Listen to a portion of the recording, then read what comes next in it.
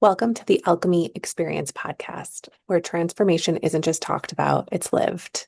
I'm Erin, and around here, we're turning breakdowns into breakthroughs, pain into power, and survival into serious thriving. Whether I'm flying solo or vibing with a badass guest, we dive into all the things on health, creating beautiful relationships, and building wealth. We're keeping it real, raw, and ridiculously empowering. It gets a little juicy, a little bit wild, and super inspiring. This isn't just another podcast, it's your permission slip to evolve loud, proud, and on purpose. Let's go light the world on fire. Welcome back, guys, to the Alchemy Experience podcast. I have Meredith with me today. And man, I swear, so many of the peeps that I've met that I have interviewed and gotten to know even a little bit have been through Jesse and Desiree, which is just so funny because it's just, they're my part of my world, a big part of my world. So we first met, I think, through Jesse in the speaker group. Hmm.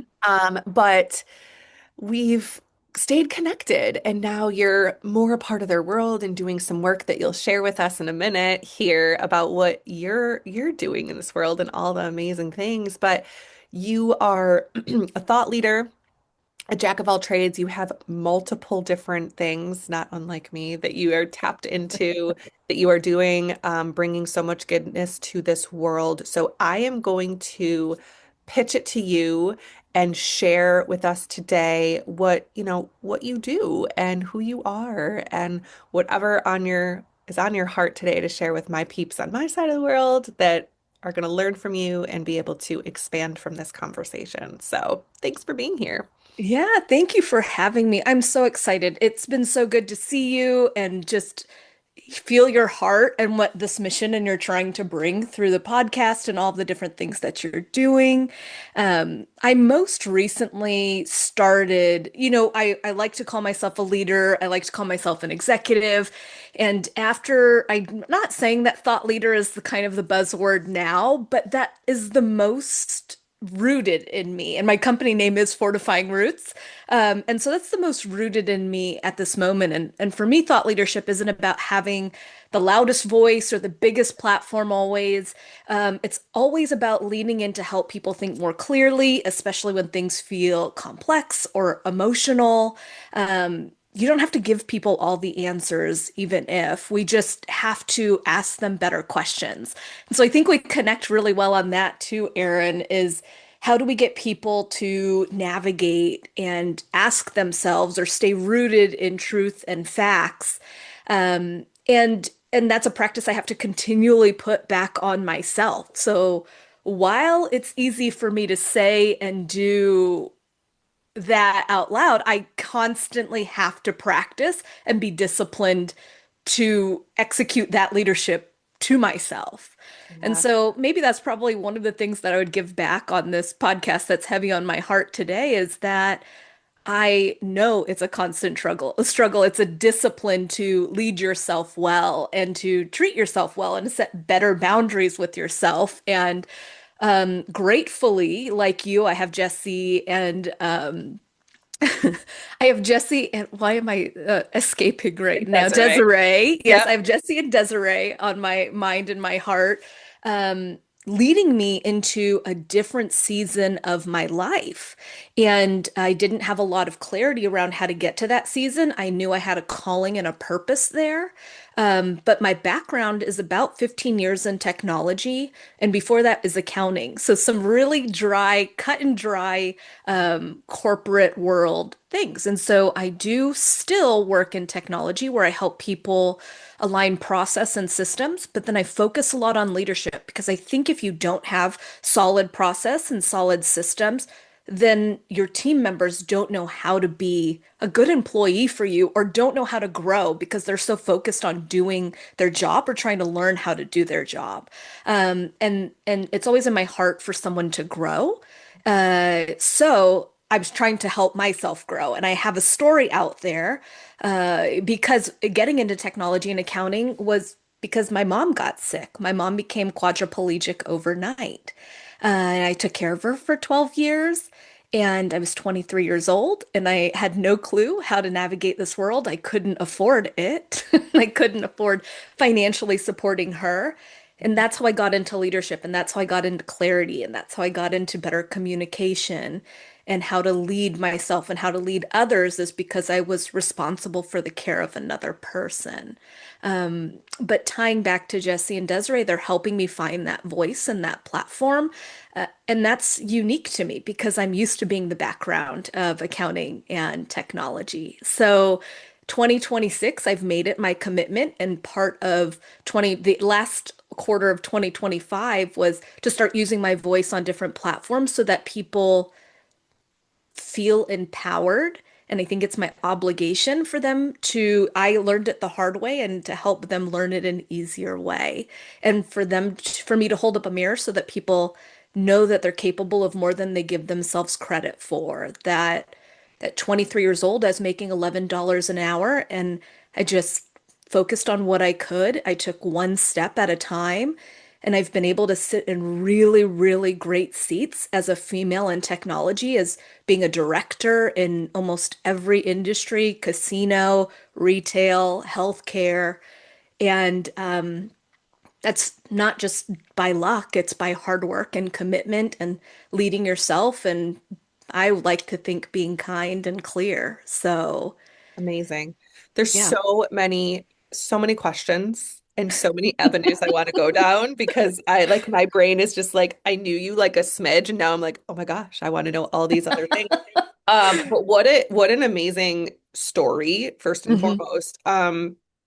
And I think for those that are hearing this, whether it's, when it comes out in this next couple weeks or it's a year from now, right? It's going to land for them where it needs to land for them. And I think what's the beautiful thing about storytelling and about capturing the story, whether it's through podcast or speaking on a stage to, 100 people or being in an arena and speaking about it or being in a boardroom where you're just Hmm. having a conversation with other thought leaders, right? So wherever that may be, you're transmuting your energy and knowledge and wisdom. And I think just I can feel that from you just by these like couple minutes, which is really cool. Oh, So I would love to hear um sort of that transition from this 23-year-old, which I'm sure I do want to back up and say you are a part of this book coming out, I am. Yes. which I had the honor and privilege of being a part of the previous series, volume Amazing. three.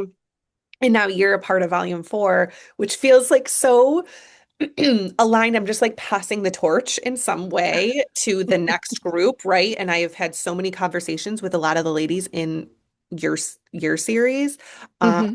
and like the remarkable humans that have been in the previous books. So you're a part of this series, and I'm sure your story is about this. So I don't want you to have to do like a spoiler alert. No, yeah. But I'm very interested, and I think what I keyed in on is resilience. Hmm. And so having the conversation of this, like, because I mean, when I was 23, I was just wiling out, right? Like, Yeah. I Yep. was this like just starting in my career and have no freaking clue what I'm doing. Met my husband and was dating him, but like nothing crazy serious, right? And so to Yeah. to go from a life of that, which I'm sure you semi had, right? Hmm. To now having to take care of a parent, figure out your career, figure out how to balance your needs versus like, I had a client earlier today and we were talking about the struggles she's having with her parent that has some medical needs. And she's like, sometimes I feel just frustrated and resentful that I'm like doing all these things. And then sometimes I feel guilty for feeling like these things, Mm. right? So that balance of like, how do I live in that duality? So you're you had to grow up quick, Hmm. I'm sure. So Yeah. share with my peeps like the mindset shift that you had to go through very, very quickly at the ripe age of Yeah. 23. Well, I think the thing that was different, so my family, my mom's side of the family came from the Philippines.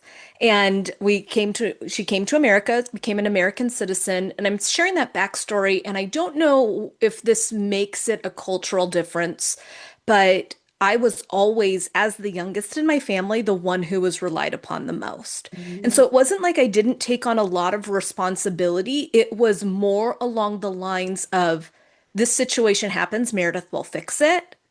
And I didn't know when I was titled this person of resilience. And it wasn't until later that I recognized that that's not just things that you adopt. And it was just something that I showed up with and then just kept carrying and holding the responsibility of. And so when my mom got sick, she caught her ailment like a cold, and her body viewed it as attacking it, GBS, Guillain-Barré syndrome. And a lot of people recover from it, but she had such a severe case, she was on a ventilator for 8 months. And so it wasn't like gradually for 8 months we had this like weight of, will she recover? Will she make it? Yeah. And so you carry that financial burden, and then she makes it 8 months later. Then I have to try to figure out, okay, now what? She can't use her hands, she can't use her feet. Um, so I don't remember a pivotal time where I didn't say, this isn't mine. This isn't like, we're just going to figure it out. Okay, we'll just figure it out. And then, but that took a toll, and I didn't see what toll that took until later. But it wasn't a new stressor or title to carry, I guess I would say, because I was always relied upon. Um, the interesting thing was, I don't ever recall thinking, I can't do this. And I think that that's interesting for people's mindset and mind shift is, through the time I took care of her, she got sick in 2007, and from 2009 to 2016, I had obtained 3.5 degrees because I knew something had to give, and I had to open different doors to unlock different opportunities for us both.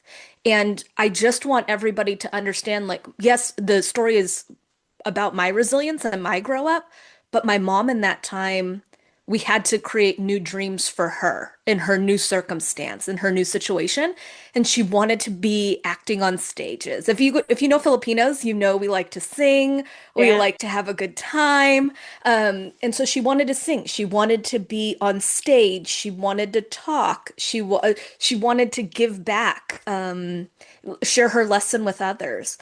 And she learned how to paint, even being quadriplegic. So there were like all these dreams that we had to fulfill together. I had to find ways together.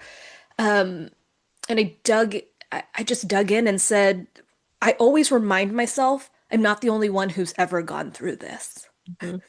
I think that that's where people, when you put yourself in the box and you put yourself in that mindset of, I have to tackle this alone, I always say, I can't be the first person to have ever Yeah. gone through this Right. Like there's 8 billion people in the in world, the world. and we're in 2026. Like there's got to be somebody that's gone through a similar circumstance. Um, Yeah. yeah, and I think the resilience is a collective, right? So that's such a good point. Yeah. And I think to that, you have taken this story of yours and reframed it in, how can I share my knowledge and wisdom and expertise in not just technology and finance, but some of the other things that you've been a part of, and Hmm. share it with not just adults, but the youth, right? Yes. Yeah, that calls to me. Yeah, because you were just a kid when you had to go through this huge transition in mindset of like, okay, I'm not alone here. Resilience isn't all I have to hold. Hmm. Or all, like, I don't have to hold it all. I can share the wealth of what I Yeah. need. And so you want to be the one to be able to hold space for other people too. But you're doing it in a way which is interesting, because I do it a lot in the therapeutic way, but you're doing it in like a teaching way. And Yeah. and so share with us how you went from being, this in technology and finance and all that sort of world, really corporate, to this Yeah. place of I want to be with people, not behind the scenes. I want to be in the rooms with big thinking people, identifying themselves as leaders, and speak to people in that way. Like, what was that transition like? Because this has just been in the last couple years, right? That this sort of has transpired for you. I got certified in John Maxwell in 2017. So, but that was because I was at the opportunity where I was privileged to be a manager and manage people. And I was in the mindset of I need to learn everything. I don't know if everybody's a nerd like me, but I need to learn before I think I'm able to execute on this task at hand. So I started certifying myself, and I really have always had a soft spot where I think we have the ability to cut people with words as well as raise them with words and our intentions and our clarity and our communication. And we have to eliminate assumptions of like, I assume this person is acting this way because of this reason. So it was my obligation to also give back to youth the ability that your words matter, you matter, your voice matters. And it doesn't matter what age, it doesn't matter what title you hold. Um, so I always go into areas where I think that people feel like they have to have it figured out, but you have no clue. And that's where my voice comes in, where I'm like, at 40 years old, I decided to change my entire world and start my own business. At 42, going on 43, I've decided to now start speaking on stage and had the privilege of having a billboard in Times Square. That was never on my bingo card of dreams that I would have dreamed could occur. And I just want people to understand or see themselves in me. And if there is no seat at the table, I want to give you the courage and the confidence to carve your own dang table Mhm. and open the door for others to come Yeah. in a really easy way. And I've I've had the opportunity to be in technology when not a lot of women were in those seats. And it's not that I'm that old. There have been women who've carved the path, but in some industries where it's not. And I just the way that I was able to fluidly go in there was just because of communication, fairness, partnerships, and boundaries and accountability. And so I want people to understand all of that. And at that age, particularly high school to college, you are in this limbo where you're told you're an adult and you have to get a game plan together Mhm. and you have to do all of these things and you're internally freaking out, but you also want to hang out with your friends and you also still want to be with your family. Or I just want people to understand that your circumstances, they don't have to be as critical as the one I've encountered or I've encountered multiple times, but your choices are what's going to dictate the outcome of the success of your story. And that's why I continue to go into any room and make sure that anybody, particularly youth, I like that age range, but I think anybody can always hear that lesson. Like you're Yeah, capable of so much more than you give yourself credit for. I give everybody my mom's painting so that they can see what, when you put your mind to whatever you want to achieve, you can. And we can, and I'll help you find it and I'll help you get the voice to it. that's amazing. That's so good. I mean, you're hitting all of the things, right? This like energy component that we have to take ownership for our own energy that we're bringing to the table. We have to take ownership that our thoughts are our own and we are in control of them, whether we want to think that or not. We're going to Hmm. have these fleeting thoughts that come through from our subconscious, but we get to control what we take action on and what we don't. And Yeah.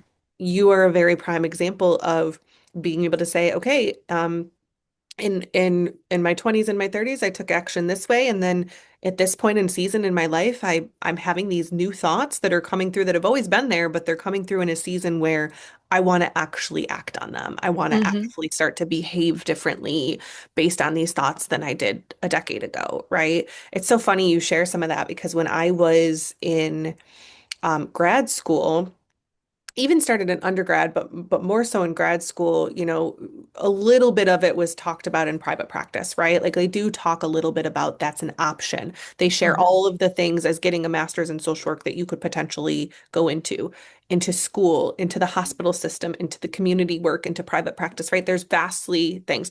Never, approximately zero, did they talk about business, Hmm. but they hit on the private practice, right? Yeah. So I took zero business classes in school until I realized, oh, I maybe need a little learn about. Okay. So, but back then that wasn't something they taught in grad school when you're getting your degree in social work. It's like, oh, well, you're not a business person. You're just an advocate of sorts, right? Yeah. But through that whole thing, I'm like, "Oh, maybe private practice as a second career. The little seed that was like, maybe because some of my professors, as their second career, did their private practice. Someone's like, oh, yeah, this person in front of me did it. Maybe I can do it. And so, to your point, you standing in front of somebody, sharing your story, sharing Hmm. what you've accomplished and what you've done to some youth and some college students might say, okay, if she did it, I could do it. That was her path. How can I do this? And then, subsequent to that, I did my career in community. I worked in the hospital setting. I worked in the school set. I did all the things. And it kept coming to me. Maybe private practice, maybe private practice. Well, of course, I launched that a handful of years ago, well before my second career took place, right? I always thought I would retire at like, 60 and then have another career of doing private practice. But there was an influence there that all along it just Hmm. wasn't the right season until it was. Yeah. And so when I started thinking different and thinking bigger, because I started to see people doing things and sharing their story and showing up in their own power, it gave me permission to do the same. And I think that is everything you're doing from the book to the stages to teaching to being in these rooms with people and helping them with systems. You're doing it Hmm. from the micro level all the way to the macro level, which is like so amazing to see. I think there's value in people who I'm not a big dreamer. I can't take people to the Jetsons. I tell them that up front. I'm not the person who's going to build an app that's going to change the world, and I know that. But I wouldn't be able to get you rooted and with the solid foundation unless I heard someone who can create the vision of getting to the Jetsons, you know?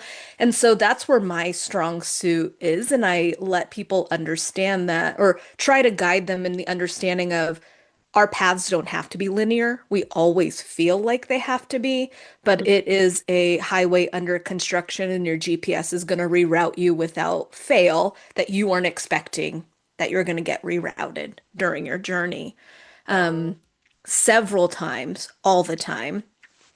And so I'm just trying to have them ask themselves multiple questions, similar to you. What you're saying, is it the right time? And for me, I always had to say, what can I action on here? What's true here? What's the plan? How would I take that next step? So anytime I have these types of visions, it's around just what is that next actionable step here? Or is this, if you can't root it into the plan, then it is still just your dream and your vision. But when you back it into like, here's the next tangible step I can take, then you know you're finally moving into that light. I would encourage people because for me, the plan's always there. I have the plan, but I have to have courage to take that next step. And Mhm. that's where I partner with people like you, with people like Jesse and Desiree, because they're like, you're ready, do it. Or I've had other meaningful relationships where people are just telling me, Meredith, it's your gifting, receive it. But when you put yourself in the box, when you keep yourself in that mindset, you don't allow yourself to dream bigger.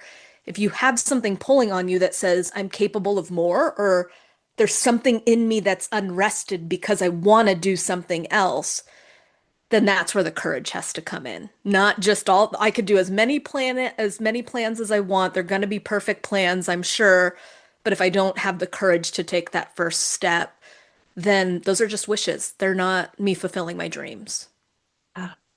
So share with us what you're currently doing where somebody who might be Mm. listening is saying like, I really like this girl. What she's saying is resonating. Like, I just feel this call to like get to know her. And of course, I will put in the show notes how to get in contact with you and your social media handles and things like that where people can kind of like follow you and be like, okay, now I want to reach out. Because I know Yeah. it's funny. I'll have people all the time be like, I've been following you for like 5 years and now I just want to reach out to you. And I'm like, were you into like, did you think I was crazy? Did you think like now all of a sudden, like what sparked it, right? And it's like, but I've done that too. One of my Yeah. mentors that I just started working with, I've been following her for like 5 years. And I just decided to jump into this huge program with her because I'm like, but again, it comes back to the thoughts and now Hmm. I'm ready, right? So share Right. with us kind of, I know you're a jack of all trades and you do Hmm. so many things, but share with us a few things that you're tapped into that you're doing actively, that you're working on, the projects or the things you're doing, your sort of niche person that you work with. So Hmm. that the people in my world can say, "Oh, wait, okay, this sounds right. I want to get to know her and maybe work with her in some capacity." Yeah, so my company name is Fortifying Roots because I help people set foundational strategy. So that it doesn't matter to me if you're in the business world, if you're looking for professional development, if your company needs system enhancements or anything like that. So at Fortifying Roots, what you'll see is that I align process and systems to unlock potential in people. So if you just need me to help with a keynote speech or coaching or corporate workshop, or if you needed me to implement a really large system, an electronic medical record, HRIS system. So those are the different ways that different projects and ways that people could get in touch with me. I am dipping my toe again. I'm coming from a technology background. I'm dipping my toe into getting more out into socials. But I have been on a lot more podcasts over the last year, getting my voice out there more. Have a podcast of my own. It's called the It Girl Life podcast that I'm a co-host on. It's two kooky girls in their 40s that are just trying to paint the picture of being perfectly imperfect and give lessons back to people who again, if we've experienced it the hard way, we want to teach it to you the easy way. So that's a podcast that I'm on regularly. And I would tell you that I just recently launched a YouTube channel and it's at Meredith Walker Leadership. Some really short clips of about 2 to 10 minutes long at most. It drops every Friday, and they just have leadership, thought leadership focus around people that want to learn. So the episode that dropped this week, I'm so excited that the Olympics are around, the Winter Olympics. And so it's an elite athlete mindset and their preparedness and their focus isn't because they aren't they're training for the unplanned things that happen. They rest back on their training and their practice. And so that's translating it into a leadership world. How do you become more prepared? Uh, it's by being disciplined and practicing leadership well. Amazing. So that's the episode that dropped. Oh, I want to go listen to that one. Um, so for those that are listening, they're like, okay, some of the ways that you can that you could potentially come into their world is by speaking if they had a group of youth or a group of college students that are want to Mhm. learn more about maybe entrepreneurship and leadership and how that looks and maybe even technology to have you come in and speak. Other ways would be having you come in and help them put a system in place to build their business or to grow their business, one-on-one stuff and group stuff. It sounds like you can Yeah. come in and do so various different things. I'm very similar. I think I would get bored if I just had one thing I do all the time. That's why I like to work with people because I see different people all day long and they're all different. And the Yeah. challenges are all different and the good things and the hard things are all different. And so I love that we get to really create and Mhm. recreate as we need. So what a beautiful system you have set up for you. Tribute to Yeah. all that you've been through. Um, but yeah, so if people wanted to find you, where do you hang out the most on social, or if people wanted to reach out? I've had guests that are like, just email me. I've had guests that are like, oh, I my jam is Facebook or Instagram or YouTube. Like, what's your main one that people should be following? I would tell you from a professional standpoint, it would be LinkedIn. That's where some new exciting things will be coming on my business page. I am the most active probably on Facebook because I'm an older lady. Girl, that's my bread and butter. I'm like, everybody makes fun of me, but I'm like, I swear, the most engagement and connection I have is Yes. Facebook. And Yeah. I don't know, maybe we're just old. I don't know. Well, and I'm not that part of technology where I know all the hip and trendy things to Right. do. But if you love a good sarcastic meme or even want to follow my dog, who is at Bruin the Hockey Pup on Instagram and TikTok, he is named after the Boston Bruins, but he's a little Maltipoo. I would just tell you I'm excited for you to connect with me in any way. I want to help people think in strategy and framework, and that is my goal so that people know to stay rooted and that you're more than capable of tackling anything that you can. So that's the message across any of my socials. And you can find me anywhere. I'll respond. But email works as well. I'm on that quite a bit. Perfect.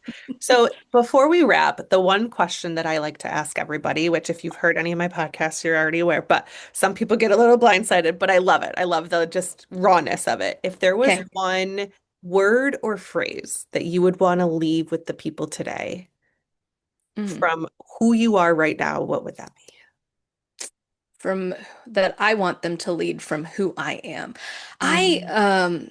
just genuinely to my core think people don't understand how wildly capable of what they're wildly capable of doing, including myself. And so I would challenge anyone, like I dare you to pretend that you're not able to accomplish that thing that you've been putting aside and dreaming for another day, Oh because you man, are.